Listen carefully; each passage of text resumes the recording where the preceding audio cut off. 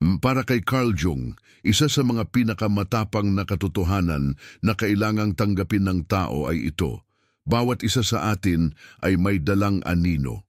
Ang anino ay hindi gawa-gawa, hindi katang-isip.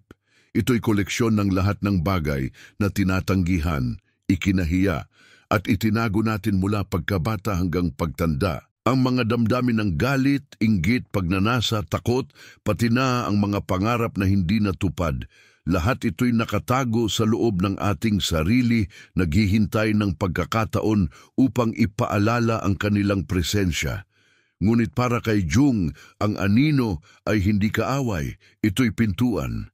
Sa likod ng dilim na ito, naroon ang pahiwatig ng iyong tunay na layunin. Madalas nating isipin na ang mabuting tao ay yaong walang galit, walang inggit, walang kasakiman. Subalit ayon kay Jung, ang taong nagpapanggap na walang madilim na bahagi ay siyang pinakadelikado, hindi lamang sa sarili kundi pati sa lipunan. Sapagkat ang tinatanggihan ay hindi nawawala, ito'y lumalakas sa ilalim ng ating kamalayan, bumabalik sa anyo ng galit, depresyon o pagkasira ng relasyon. Ang tanging paraan upang makalaya ay kilalanin ito at yakapin bilang bahagi ng ating kabuuan. Ang anino ang naglalaman ng lakas na hindi pa natin ginagamit at sa pamamagitan nito, maaari nating matuklasan ang ating telos, ang layunin ng ating buhay. Isang malinaw na halimbawa nito ay makikita sa mitolohiya ni Dr. Jekyll at Mr. Hyde. Si Dr. Jekyll, ang kagalang-galang na doktor, ay sinikap itago ang kanyang madilim na bahagi sa pamamagitan ng eksperimento. Ngunit ang pagtatago at pagtanggi ay lalong nagbigay kapangyarihan kay Hyde, ang kanyang anino, hanggang sa tuluyan nitong lamunin ang kanyang pagkatao. Para kay Jung, ito'y babala. Ang hindi mo kinikilala ay lalaking higit pa sa iyong kontrol. Ngunit kapag kinilala mo ito, maaari mo itong gawing kakampi. Sa makabagong panahon, marami ang dumaranas ng krisis sa sarili, mga propesyonal na matagumpay, ngunit pakiramdam ay hungkag, mga taong magalang sa labas, ngunit puno ng galit sa loob. Ito ang mga taong hindi pa nakikipagtagpo sa kanilang anino. Ang kanilang buhay ay tila walang layunin sapagkat hindi nila kilala ang kalahati ng kanilang sarili. Para kay Jung, ang pagtuklas sa anino ay hindi lamang therapy. Ito ang daan tungo sa individuation, ang proseso ng pagiging buo kung saan nakikita mo ang iyong tunay na papel sa mundo. Ngayon, paano ito maisa sa buhay? Una, sa personal na antas. Magkaroon ng lakas ng loob na aminin ang iyong mga damdaming tinatanggihan. Na kapag naiinggit ka, huwag mong itago. Kilalanin ito bilang bahagi ng iyong pagkatao. Sa pagkilala, nawawala ang bulag na kapangyarihan nito. Pangalawa, sa relasyon. Kapag itinago mo ang iyong anino, madalas itong lumalabas sa anyo ng paninisi sa iba. Ngunit kapag tinanggap mo ito, nagiging mas malalim at tapat ang iyong koneksyon sapagkat hindi mo na kailangang magpanggap. Pangatlo, sa karera o layunin. Maraming tao ang hindi natutuklasan ng kanilang tunay na talento dahil natatakot silang yakapin ang kanilang tinatanggihan. Ngunit madalas, ang iyong pinakamalaking lakas ay nakatago sa dilim, sa bagay na kinahihiya mo o pinagtatabuyan. Sa huli, ang aral ni Jung ay malinaw. Huwag mong itakwil ang iyong anino sapagkat sa loob nito nakatago ang iyong pinakatunay na sarili. Ang taong marunong humarap sa kanyang dilim ay nagiging buo at sa kanyang kabuuan natatagpuan niya ang direksyon na matagal na niyang hinahanap. Parte 2. Ang pagbabalik ng itinakwil. Paano ang nakalimutang bahagi ng sarili ang nagiging gabay? Para kay Carl Jung, walang tunay na nawawala sa ating kaluluwa. Lahat ng damdaming itinakwil natin, lahat ng hangaring itinago, at lahat ng kahinaang ikinahiya natin ay nananatili sa loob, nag-aantay ng pagkakataong lumabas. Ito ang tinatawag niyang pagbabalik ng itinakwil, ang proseso kung saan ang ating mga tinago sa anino ay biglang sumusulpot sa mga kilos, desisyon at relasyon ng hindi natin namamalayan. Kapag hindi natin ito kinilala, nagiging mapanira ang anino. Ngunit kapag tinanggap natin ito, nagiging gabay ito tungo sa mas malalim na pag-unawa sa ating layunin. Maraming tao ang nakararanas ng ganitong pagbabalik. Halimbawa, isang taong palaging nagsisikap magpakita ng kabaitan at pagiging perpekto ay biglang nagiging iritable, mapanakit o sumasabog sa galit sa maliit na bagay. Bakit? Sapagkat ang galit na matagal niyang itinakwil ay hindi na kayang manatiling nakatago. Ang pagbabalik ng itinakwil ay paalala na ang lahat ng bahagi ng ating sarili, mabuti man o madilim, ay nais maging buo. Para kay Jung, hindi mo kayang takasan ang iyong sarili. Maaari mo lamang itong tanggapin, yakapin at gamitin. Isang makapangyarihang halimbawa ay si Friedrich Nietzsche. Bagamat hindi sila magkapareho ng sistemang pilosopikal, si Jung ay malalim na naimpluwensyahan ng kanyang ideya ng Dionysian energy, ang raw, madilim at magulong lakas ng tao. Ang lipunan, ayon kay Nietzsche, ay madalas itinataboy ang bahaging ito upang magmukhang sibilisado. Ngunit kapag itinakwil ito, bumabalik ito sa anyo ng histerya, fanatismo o destruksyon. Si Jung sa kanyang paraan ay nagsabing ang pagbabalik ng itinakwil ay hindi dapat katakutan, kundi dapat gawing oportunidad. Dito mo matatagpuan ang enerhiya na magtutulak sa iyo tungo sa layunin. Sa makabagong konteksto, makikita natin ito sa maraming profesional na nagtatagumpay sa labas, ngunit hungkag sa loob.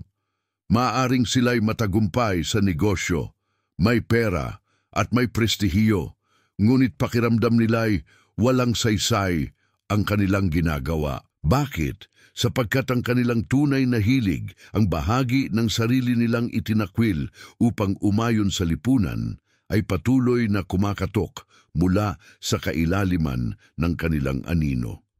Ang pagbabalik ng itinakwil dito ay isang sigaw ng kaluluwa, hindi ito ang iyong landas. Ngayon, paano natin maisasabuhay ang prinsipyong ito? Una, sa personal na antas. Kapag may damdamin kang paulit-ulit na lumalabas, galit, selos o takot, huwag mo itong itaboy. Tanungin ang sarili, ano ang itinuturo nito tungkol sa akin? Ano ang hindi ko tinatanggap? Sa pagtanggap, nagiging gabay ang damdamin imbes na sumpa. Pangalawa, sa relasyon. Kapag paulit-ulit kang nahuhulog sa parehong uri ng tao, mapang-abuso, malamig o kontrolado, maaaring ito ay pagbabalik ng itinakwil. Ang mga taong ito ay nagiging salamin ng bahagi ng sarili mong hindi mo kinikilala. Kapag natutunan mong kilalanin ang sarili mong anino, masisira ang siklo at makakahanap ka ng mas malusog na koneksyon. Pangatlo, sa karera. Kung nararamdaman mong walang saysay ang ginagawa mo kahit kumikita ka, marahil ay tinatanggihan mo ang tunay mong hilig. Ang pagbabalik ng itinakwil ay maaaring dumating bilang pagkabagot, stress o depresyon. Ngunit kung pakikinggan mo ito, maaari itong maging gabay upang tuklasin ang landas na tunay na nagbibigay saysay sa iyo. Sa huli, ang aral ni Jung ay ito, ang lahat ng itinakwil ay babalik, at kapag bumalik ito, may dala itong mensahe. Ang mga damdaming pilit mong tinatanggihan ay maaaring maging gabay tungo sa direksyon na matagal mo nang hinahanap. Ang iyong layunin ay hindi matatagpuan sa pagtakas kundi sa pagtanggap. Parte 3. Ang pakikipagtagpo sa anino. Ang simula ng tunay na pagbabago. Para kay Carl Jung, ang isa sa pinakamapanganib ngunit pinakamahalagang paglalakbay ng tao ay ang direktang pakikipagtagpo sa kanyang anino. Sapagkat hanggang hindi mo ito hinaharap, ikaw ay parang manlalakbay na naglalakad sa dilim na walang ilaw. Lagi kang nagugulat, laging natitisod, at palaging takot sa mga bagay na hindi mo makita. Ngunit sa oras na humarap ka sa iyong anino, nagiging malinaw ang daan. Ang mga bagay na dati mong kinatatakutan ay nagiging gabay. Ang mga kahinaang itinakwil mo ay nagiging mapagkukunan ng lakas. At sa prosesong ito, unti-unting nalalantad ang iyong tunay na layunin. Ang pakikipagtagpo sa anino ay hindi isang beses lang nangyayari. Ito ay paulit-ulit na paglalakbay, isang pagsisid sa kailaliman ng iyong kaluluwa. Minsan ito ay dumadating sa pamamagitan ng panaginip, minsan sa pamamagitan ng bangungot, at minsan sa pamamagitan ng mga sitwasyon sa buhay na paulit-ulit na nangyayari hanggang matutunan mo ang aral. Para kay Jung, ang mga panaginip ay pintuan ng walang malay, at dito madalas lumalabas ang ating anino.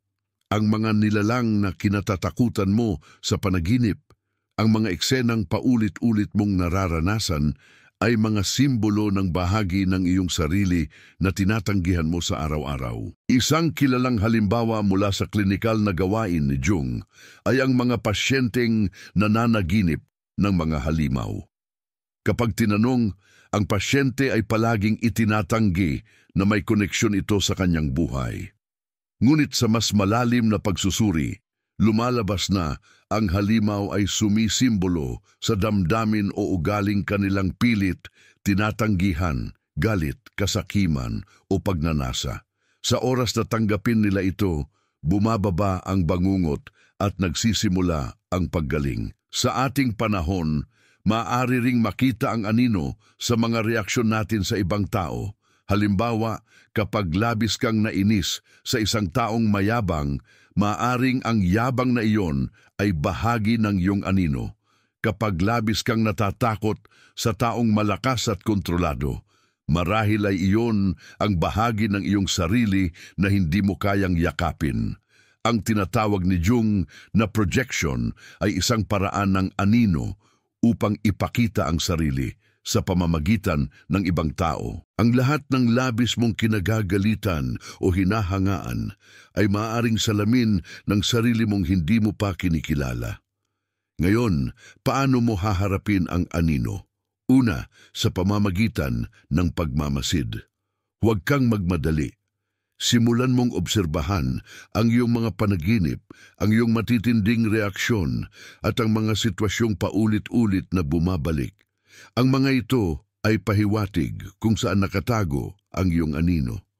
Pangalawa, sa pamamagitan ng pagtanggap. Kapag natuklasan mo ang isang bahagi ng iyong sarili na kinahihiya mo, halimbawa ang iyong selos o galit, huwag mo itong itaboy. Sabihin sa sarili, oo, bahagi ito ng aking pagkatao. Ang pagtanggap ay hindi nangangahulugang pagbibigay laya. Ito ay pagkilala na ikaw ay hindi perpekto at ang iyong imperpeksyon ay bahagi ng iyong kabuuan. Pangatlo, sa pamamagitan ng pagsasama. Ang tunay na layunin ay hindi lamang kilalanin ang anino, kundi gamitin ito bilang lakas. Ang galit ay maaaring maging lakas upang lumaban para sa tama. Ang inggit ay maaaring maging inspirasyon upang magsikap. Ang takot ay maaaring maging gabay upang maghanda. Kapag naisama mo ang anino, nagiging buo ka. Sa huli, ang aral ni Jung ay ito. Hindi ka magiging buo kung kalahati ng sarili mo ay itinakwil mo. Ang pakikipagtagpo sa anino ay simula ng tunay na pagbabago sapagkat sa oras na matanggap mo ang lahat ng bahagi ng iyong pagkatao, mabuti man o madilim, nagiging malinaw ang iyong daan. Hindi mo na kailangang magpanggap at hindi mo na kailangang magtago. At sa kalayaang ito, nagsisimula mong matuklasan kung ano talaga ang layunin mo sa buhay. Parte 4, ang pagsasanib ng anino.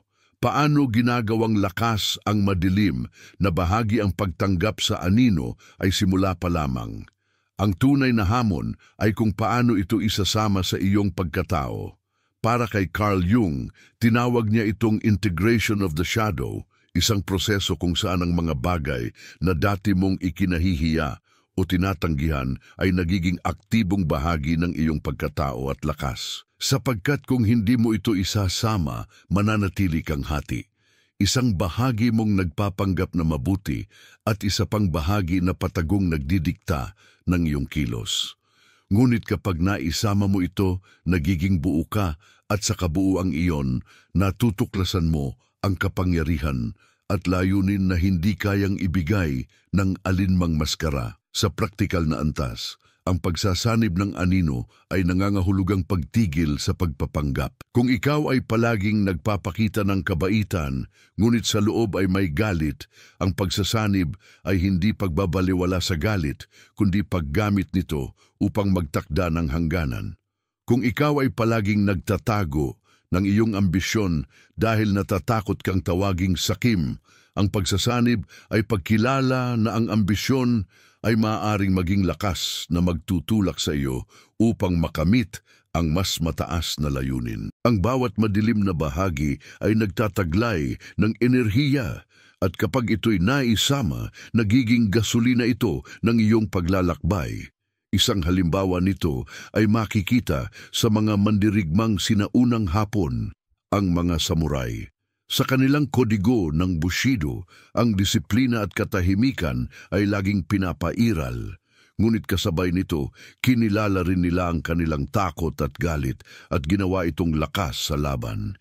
Hindi nila itinakwil ang kanilang anino, isinama nila ito upang maging mas matalim na espada. Sa halip na maging biktima ng kanilang madidilim na damdamin, ginamit nila ito upang maging instrumento ng dangal at tagumpay. Sa makabagong panahon, makikita natin ito sa larangan ng sining at negosyo. Ang mga dakilang pintor, manunulat at lider ay hindi natatakot gamitin ang kanilang sakit, galit at pagkabigo bilang inspirasyon.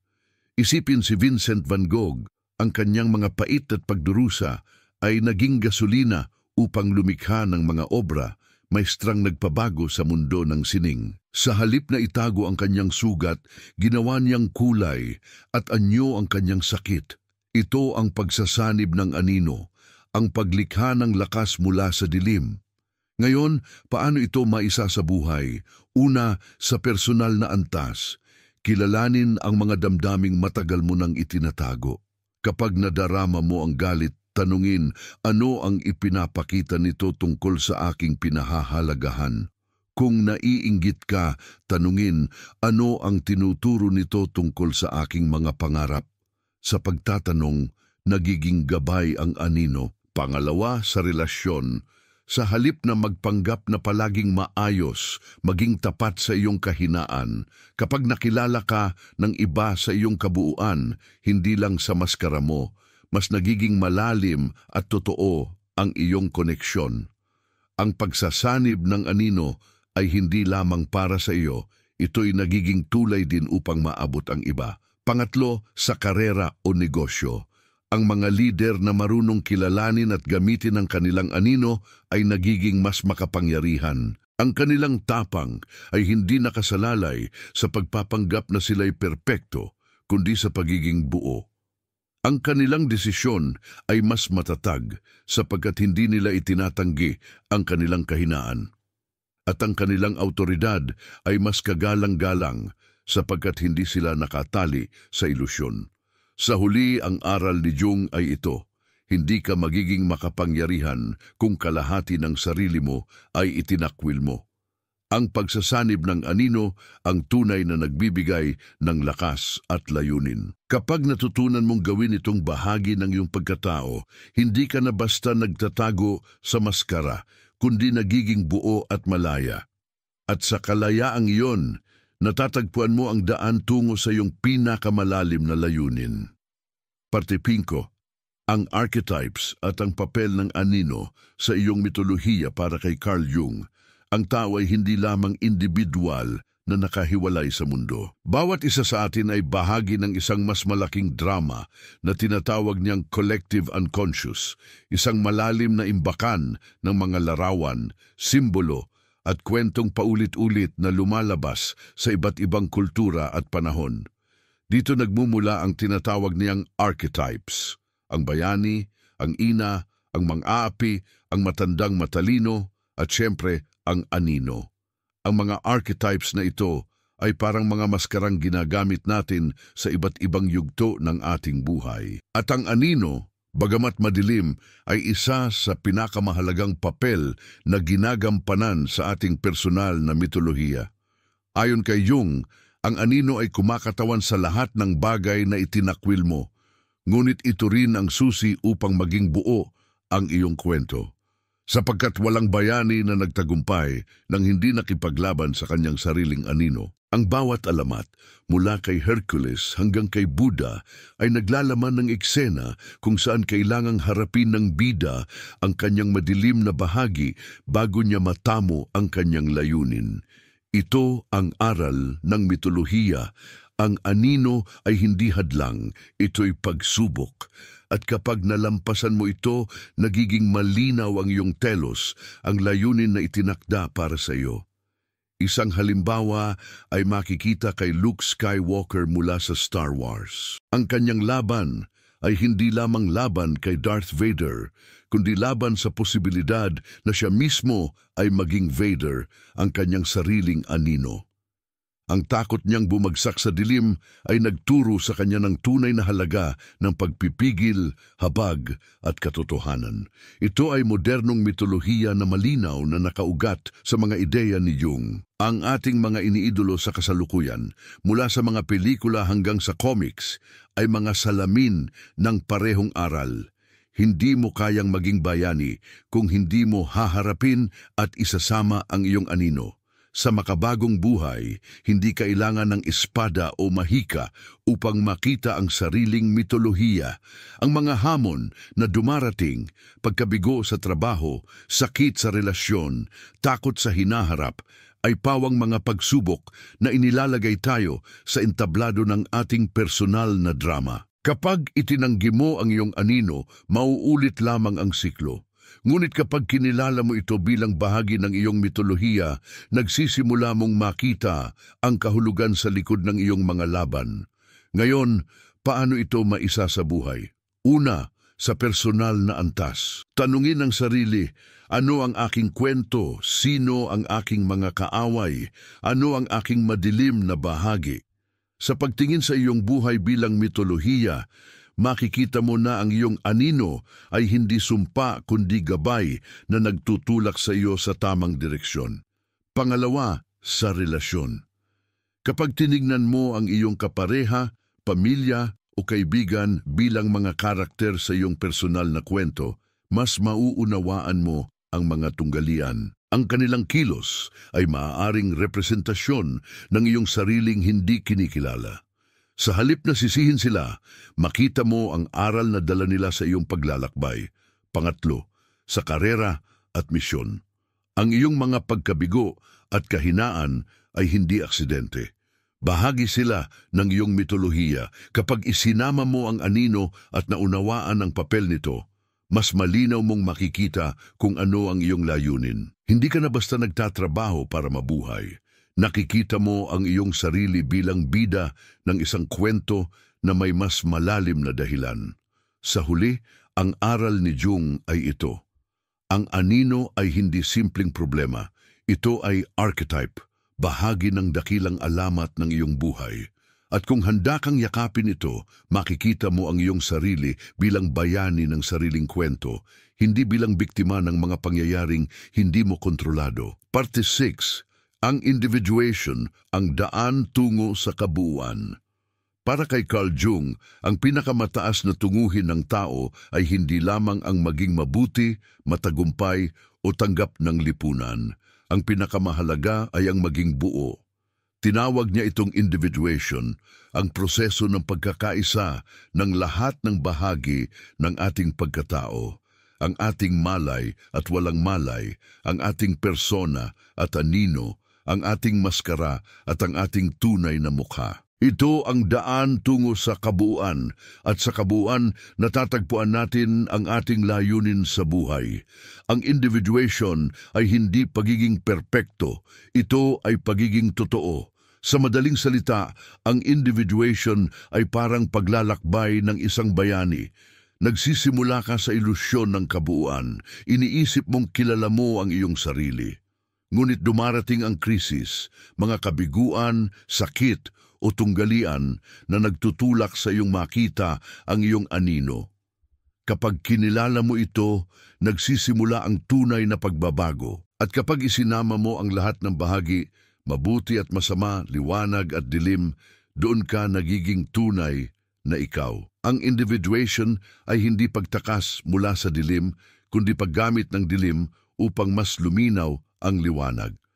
Isang halimbawa nito ay makikita kay Buddha. Bilang prinsipe, nabuhay siya sa kasaganaan at proteksyon, ngunit pakiramdam niya ay may kulang. Nang makita niya ang sakit, katandaan at kamatayan, bumagsak ang ilusyon ng kanyang mundo. Kinilala niya ang madilim na katotohanan ng buhay at ginamit iyon upang hanapin ang kaliwanagan. Sa huli, natamo niya ang nirvana, isang anyo ng kabuuan na hindi nagtatakwil ng sakit kundi yumayakap dito bilang bahagi ng pag-iral. Para kay Jung, si Buddha ay larawan ng individuation, ang taong yumakap sa lahat ng bahagi ng realidad at sa gayon ay natagpuan ang kanyang layunin. Sa modernong panahon, makikita rin natin ang individuation sa mga taong nakakaranas ng midlife crisis. Sa una, maayos ang kanilang buhay. May trabaho, pamilya at tagumpay. Ngunit biglang dumarating ang pakiramdam ng kawalan ng saysay. Ito ay panawagan ng kaluluwa, isang paalala na hindi sapat ang mga panlabas na tagumpay kung hindi buo ang loob. Sa puntong ito nagsisimula ang individuation, isang paglalakbay, papasok sa sarili upang muling buuin ang pagkatao. Ngayon, paano ito maisasabuhay? Una, sa personal na antas, kilalanin ang iyong persona, ang maskara na ipinapakita mo sa lipunan. Pagkatapos kilalanin ang iyong anino, ang mga bagay na itinatago mo. Sa pamamagitan ng pagtanggap sa pareho, nagsisimula ang balanse. Pangalawa, sa relasyon, ang individuation ay hindi pagiging makasarili. Ito ay pagiging totoo. Kapag mas buo ka, mas nagiging tapat at malalim ang iyong koneksyon sa iba. Hindi mo na kailangan ng maskara upang mahalin o igalang. Pangatlo, sa trabaho o misyon. Ang taong dumaan sa individuation ay hindi na nagtatrabaho lamang para sa pera o papuri. Gumagawa siya dahil iyon ang kanyang tungkulin, ang kanyang layunin.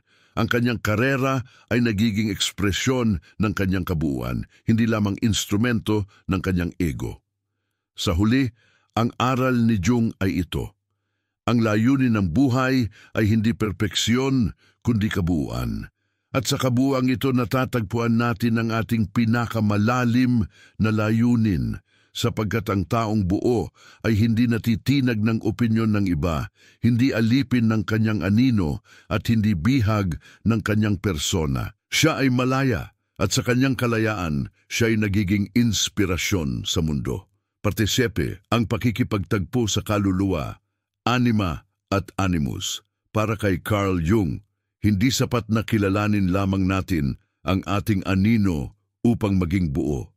Mayroon pang mas malalim na aspeto ng ating pagkatao na kailangang yakapin, ang ating panloob na pambabae at panlalaki.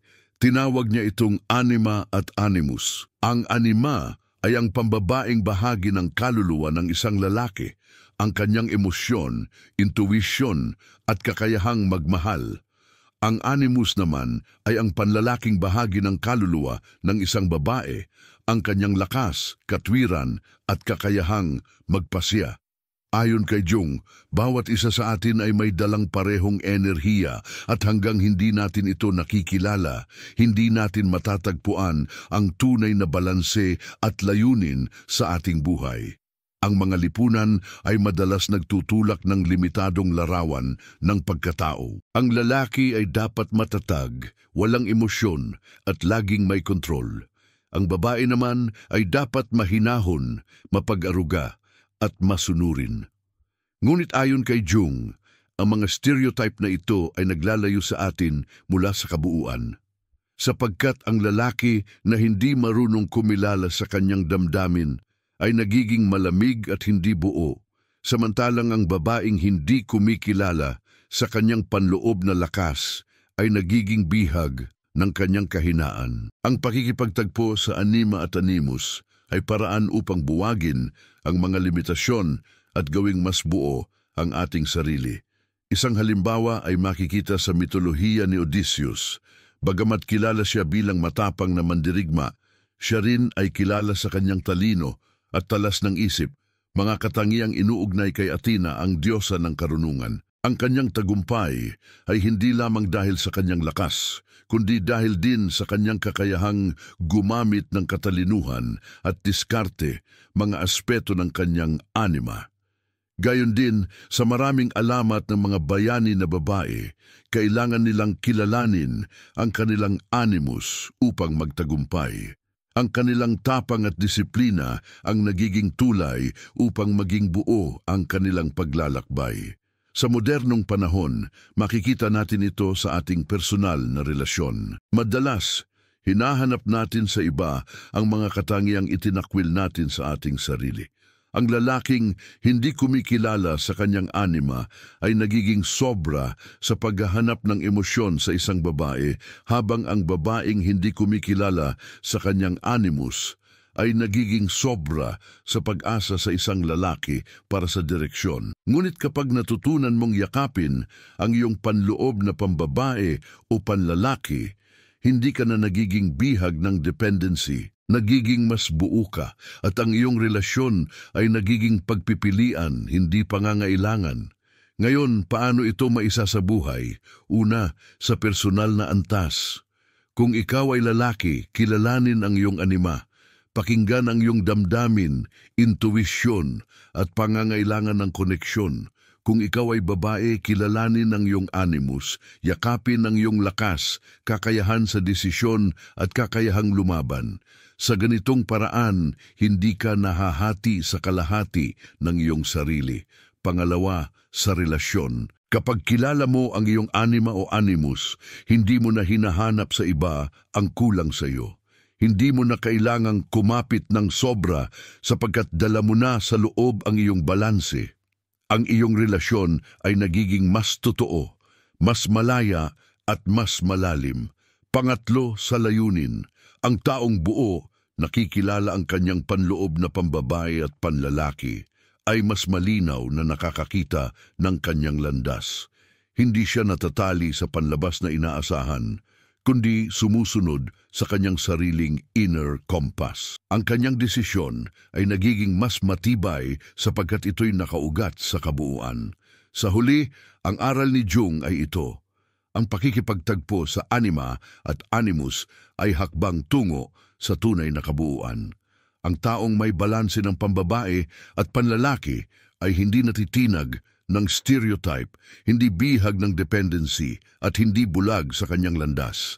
Siya'y buo at sa kanyang kabuuan natatagpuan niya ang layunin ng kanyang buhay. At sa susunod na bahagi, tatalakayin natin ang ikawalong hakbang, ang pakikinig sa walang malay, kung paano ang panaginip, simbolo at hindi inaasahang imahen mula sa ating kaluluwa ay nagiging gabay tungo sa ating pinakamalalim na layunin.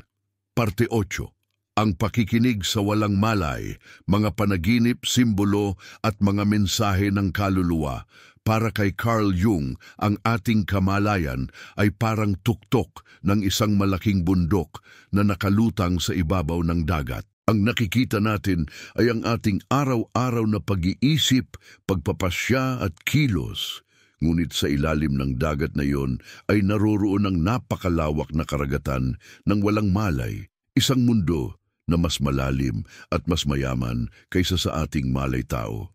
At doon, sa katahimikan ng gabi, sa mga panaginip at simbolo, nagpapadala ng mga mensahe ang ating kaluluwa. Ayon kay Jung, kung nais mong mahanap ang iyong layunin, kailangan mong matutong makinig dito. Ang panaginip, para kay Jung, ay hindi basta random na imahen ng utak.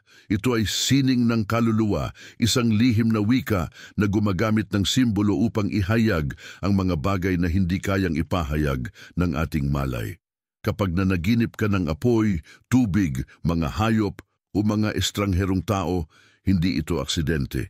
Ito ay bahagi ng iyong personal na mitolohiya, mga piraso ng mensahe mula sa iyong walang malay na umaasang mapansin mo. Ang mga simbolo ay may sariling bigat at madalas sila ang mga pahiwatig ng iyong hindi pa natutuklasang layunin. Isang halimbawa mula sa klinikal na gawain ni Jung ay ang pasyente na paulit-ulit na naginip na siya ay nasa isang madilim na kagubatan. Sa una, iniisip niyang ito'y simpleng bangungot. Ngunit sa interpretasyon, lumabas na ang kagubatan ay representasyon ng kanyang hindi pa kilalang bahagi ng sarili. Ang kanyang takot na pumasok doon ay ang kanyang takot sa anino. Nang magkaroon siya ng tapang na harapin ang panaginip at sa kalaunan ang kanyang buhay, unti-unti niyang natagpuan ang direksyon na dati hindi niya makita. Ang panaginip ay nagsilbing mapa. Sa mitolohiya at relihiyon, makikita rin natin ang parehong aral. Ang mga propeta, bayani at lider ay madalas nakatatanggap ng pangitain sa panaginip. Si Joseph sa Biblia halimbawa ay ginabayan ng kanyang mga panaginip upang makita ang hinaharap at gawin ang tamang hakbang. Para kay Jung, hindi ito dapat ituring na kababalaghan, kundi simbolo ng kapangyarihan ng walang malay na kaluluwa. Kapag natututo tayong makinig, nagiging gabay ito tungo sa ating layunin. Ngayon, paano ito maisa sa buhay? Una, sa personal na antas, simulan mong isulat ang iyong mga panaginip. Kahit tila walang kwenta, may mensahe silang dala. Tanungin ang sarili, ano ang nararamdaman ko sa panaginip na ito? Ano ang imaheng paulit-ulit lumalabas? Sa ganitong paraan, unti-unti mong nakikilala ang wika ng iyong kaluluwa. Pangalawa, sa relasyon. Ang mga simbolong lumalabas sa panaginip ay madalas may kaugnayan sa ating mga damdamin sa iba. Kapag lagi kang nananaginip ng pagtakas, marahil ay may relasyon kang gustong takasan. Kapag lagi kang nananaginip ng bahay, maaaring ito'y simbolo ng iyong sarili at kung anong bahagi ang kailangan mong ayusin. Pangatlo, sa karera at layunin. Minsan, ang iyong walang malay ay nagpapadala ng mensahe kung ano talaga ang nais mong gawin. Maaaring lumabas ito sa anyo ng pangarap na paulit-ulit, halimbawa, panaginip ng pagtuturo, paglalakbay o paglikha. Ang mga ito ay hindi dapat baliwalain sapagkat dito nagbubukas ang pinto tungo sa iyong telos. Sa huli, ang aral ni Jung ay ito. Ang walang malay ay hindi kaaway, ito ay gabay. Ang mga panaginip at simbolo ay parang lihim na liham mula sa iyong kaluluwa. At kapag natutunan mong basahin ito, matatagpuan mo ang direksyong matagal mong hinahanap. Hindi mo na kailangang manghula sapagkat ang sagot ay naroon na nakatago sa mga imahe ng iyong panaginip. In Part 9, ang synchronicity. Kapag ang mga coincidence ay nagiging gabay, para kay Carl Jung, may mga pangyayaring tila simpleng aksidente ngunit nagdadala ng napakalalim na kahulugan. Tinawag niya itong synchronicity, ang misteryosong pagkakatugma ng mga pangyayari na walang direktang ugnayan sa sanhi, ngunit puno ng kahulugan para sa taong nakakaranas nito. Sa madaling salita, ang synchronicity ay kapag ang universo ay tila nagsasalita sa iyo, naglalagay ng mga palatandaan na nagtuturo sa iyo tungo sa iyong layunin. Para kay Jung, hindi ito basta pagkakataon. Ito'y paraan ng kaluluwa upang ipakita ang daan na hindi kayang ipaliwanag ng lohika. Isang halimbawa mula sa kanyang klinikal na gawain ay ang pasyenteng nagkwento tungkol sa kanyang panaginip ng isang gintong scarab. Habang siya'y nagsasalaysay, biglang may lumipad na totoong scarab beetle sa bintana ng silid. Para sa kanya, ito'y hindi simpleng coincidence. Ito'y simbolo ng pagbabagong kanyang pinagdaraanan. Ayon kay Jung, ang ganitong pangyayari ay synchronicity. Ang panlabas na mundo ay nakikibagay sa panloob na karanasan At ang resulta ay isang makapangyarihang patnubay. Sa ating araw-araw, marahil ay naranasan mo na ito. Halimbawa, iniisip mong iwan ng isang trabaho at biglang may lumapit na tao na nagkwento ng kanyang tagumpay matapos siyang magbago ng direksyon. O kaya'y lagi mong naiisip ang isang tao at bigla siyang tumawag. Ang mga ganitong pangyayari ay tila simpleng pagkakataon, ngunit para kay Jung, ito'y mga palatandaan mula sa walang malay at mula sa universo, nagtuturo sa iyo kung saan ka dapat lumakad. Sa mitolohiya, makikita rin natin ang synchronicity. Ang mga bayani ay madalas nakakatanggap ng omens o palatandaan. Isang ibon na lumilipad sa tamang direksyon, isang estranghero na nagbibigay ng misteryosong payo, o isang pangitain na nagtutulak sa kanila sa paglalakbay. Sa wika ni Jung, ito'y hindi basta kwento, ito'y simbolo ng synchronicity sa buhay ng bawat tao. Kapag handa kang makinig, ang mundo mismo ay nagiging guro. Ngayon, paano ito maisa sa buhay? Una, sa personal na antas. Maging mapagmasid sa mga pangyayaring tila walang paliwanag, ngunit paulit-ulit lumalabas. Isulat ang mga ito at tingnan kung anong mensahe ang dala nila. Madalas, ito'y konektado sa iyong hindi pa natutuklasang pangarap o layunin. Pangalawa, sa relasyon, ang mga taong dumarating sa iyong buhay sa tamang oras ay maaring hindi aksidente.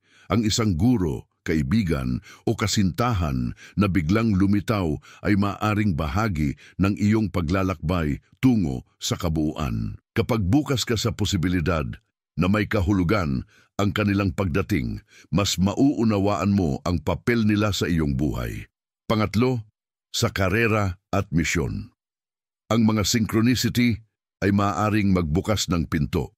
Isang oportunidad na hindi mo inaasahan. Isang pagkakakilala na nagiging tulay sa iyong tagumpay. Huwag balewalain ang mga coincidence na ito. Kapag naramdaman mong may bigat ang isang pangyayari, marahil ito'y mensahe ng iyong kaluluwa na nagtuturo sa iyo ng tamang landas. Sa huli, ang aral ni Jung ay ito. Ang synchronicity ay paraan ng universo upang ipakita ang mga palatandaan sa iyong paglalakbay. Ang mga aksidente ay maaaring hindi aksidente at ang mga pangyayaring tila walang koneksyon ay maaaring bahagi ng mas malaking disenyo. Kapag natutunan mong makinig, ang iyong layunin ay unti-unting lilitaw, hindi bilang imaheng gawa ng isip, kundi bilang landas na ibinubukas ng mismong mundo sa iyong harapan. Parte 10, ang layunin ng buhay. Ayon kay Jung, pagtanggap sa sarili bilang kabuuan. Para kay Carl Jung, lahat ng ating paglalakbay, ang pakikipagtagpo sa anino, ang pagsasanib nito, ang pagkilala sa anima at animus, ang pakikinig sa walang malay, at ang pag-unawa sa synchronicity, ay humahantong sa isang bagay, ang pagtanggap sa sarili bilang kabuuan. Ito ang tinawag niyang self, higit pa sa ego, higit pa sa persona, higit pa sa lahat ng maskarang isinusuot natin. Ang self ay ang pinakamalalim na sentro ng ating pagkatao, ang liwanag na nasa gitna ng lahat ng ating dilim at ang pinagmumulan ng ating tunay na layunin. Ang buhay para kay Jung ay hindi tungkol sa pag-abot ng perpeksyon, kundi sa pagiging buo. At sa kabuuan, natatagpuan natin ang kalayaan at direksyon na hinahanap ng lahat. Sa madaling salita, ang layunin ng buhay ay hindi maging taong walang pagkakamali, kundi ang maging taong nakakaunawa at tumatanggap sa kanyang kabuuang pagkatao. Ang perpeksyon ay ilusyon, ngunit ang kabuuan ay katotohanan. Ang taong tinatanggap ang kanyang kahinaan ay hindi na natitinag ng kahihiyan. Ang taong kinikilala ang kanyang takot ay nagiging mas matatag. At ang taong yumayakap sa kanyang anino ay nagiging buo. At sa kabuuan, natatagpuan niya ang kanyang telos, ang landas na itinakda para sa kanya. Isang makapangyarihang larawan nito ay makikita sa mitolohiya ng alkimya na madalas pag-aralan ni Jung. Sa alkimya, ang pangarap ay gawing ginto ang mga ordinaryong metal. Para kay Jung, Ito ay simbolo ng espiritual na pagbabago, ang pagyakap sa lahat ng basura ng ating kaluluwa, galit, takot, kahihiyan, at ang pagbabagong ito upang maging ginto ng karunungan. Ang individual na dumaan sa prosesong ito ay hindi na alipin ng kanyang sugat, kundi gumagamit ng mga ito bilang pundasyon ng kanyang layunin. Sa modernong buhay, makikita natin ang aral na ito sa mga taong dumaan sa matinding hirap, ngunit natagpuan ang kahulugan sa kanilang karanasan. Ang nakaligtas sa sakit ay nagiging manggagamot. Ang nagdusa sa gutom ay nagiging tagapagtaguyod ng hustisya. Ang nawalan ay nagiging inspirasyon. Para kay Jung, ito ang kabuuan, ang kakayahang gawing layunin ng sariling sugat. Ngayon, paano ito maisasabuhay? Una, sa personal na antas. Simulan mong tanungin ang sarili, sino ako kung aalisin ko ang lahat ng maskara? Ano ang aking hinahangad kung wala ang takot sa opinyon ng iba? Sa ganitong paraan, unti-unti mong natatagpuan ang iyong self. Pangalawa, sa relasyon. Kapag buo ka, hindi mo na kailangang kumapit sa iba upang punan ang iyong kakulangan. Ang iyong pagmamahal ay nagiging mas malaya at mas malalim sapagkat hindi ito nakabatay sa takot kundi sa kabuuan. Pangatlo, sa karera at misyon. Ang taong nakatagpo ng kanyang self ay hindi na nagtatrabaho para lamang sa pera o prestihiyo. Gumagawa siya dahil ito ang kanyang tungkulin, ito ang kanyang tawag. At sa kanyang gawain, hindi lamang siya nakikinabang, kundi nagiging liwanag din siya para sa iba.